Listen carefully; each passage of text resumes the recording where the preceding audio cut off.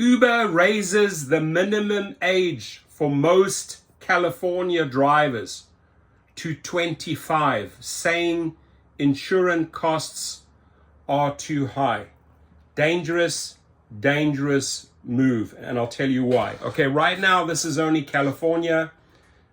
Yes, insurance has skyrocketed here, but if they are losing out on the 21, 22-year-olds, 23-year-olds, and 24-year-olds, right? And I'm specifically talking about all of those people that want to do this part-time and make some money as students, etc. There's a lot of drivers, right? And the bulk of their money is made in California, right? Their biggest cities, LA, San Francisco, San Diego. California is their biggest money market. Now, will Lyft follow suit, right? Because this is how I see this playing out. They're going to lose a lot of drivers, meaning they're going to lose out on a lot of potential income.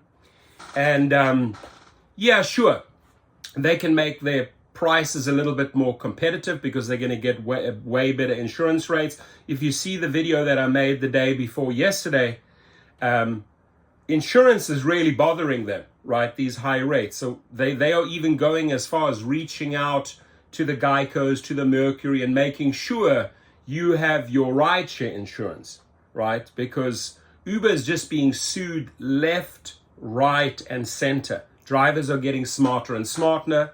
The channels like mine, educating them more and more on their rights.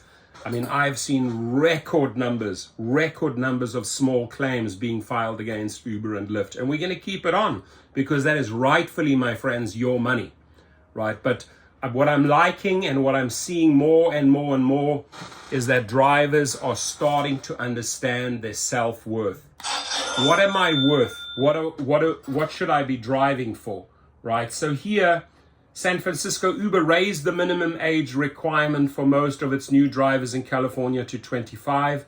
On Thursday, under rules the company said are necessary because of the rising costs of commercial auto insurance in the state. The new rule applies only to drivers signing up to transport passengers with Uber's ride-hailing platform and not for those delivering food with Uber Eats. Previously, people as young as 21 could sign up to drive customers, and age limit for deliveries was 19. Those under 25 who activated their accounts prior to Wednesday can continue to drive for Uber, the company said. Insurance rates for Uber California drivers are significantly higher than for personal vehicles or taxi drivers, according to a company statement announcing the change. This is true. As a result of the lopsided requirements, personal injury attorneys have created a cottage industry specializing in suing rideshare platforms, there it is, like ours, pushing Uber's California state-mandated commercial insurance costs to rise by more than 65% in just 2 years, the company said. But the company just has to ask itself, why do they get sued all the time, right? It's because they're completely mismanaging the show, right? They get sued left, right, and center because they're setting themselves up for lawsuits. This year is only going to hurt their bottom line. Cutting out drivers ages 21 to 24, and some of those 21-year-olds stay on with the company for 5 or 10 years and become permanent drivers. Good luck, Uber. Derek Oshashawi, you're the numbers guy. This wasn't very well thought out. Me personally, yes, the rates will be higher. If I was David Risher, I would not walk into the same trap, right? I would still allow 21 to 20 because you're educating your future drivers. You really are. And by the way, a lot of people that start off in California end up moving to Nevada or Phoenix, Arizona. So educate them early and they will carry on if you pay them correctly. So all 50 states require commercial insurance for drivers to earn money with a ride-hailing service. Uber maintains commercial auto insurance for drivers, including at least 1 million of liability coverage once a ride is accepted. Personal auto insurance typically doesn't cover activity on ride-hailing apps. There it is. That's their big problem right now. That's where they're being sued. So yeah, you may think it's wise getting away with a regular insurance versus a rideshare insurance. Yeah, you're saving 150, but when things go wrong, they go horribly wrong. The minimum age is already 25 for those driving for Lyft and Uber's main competitor.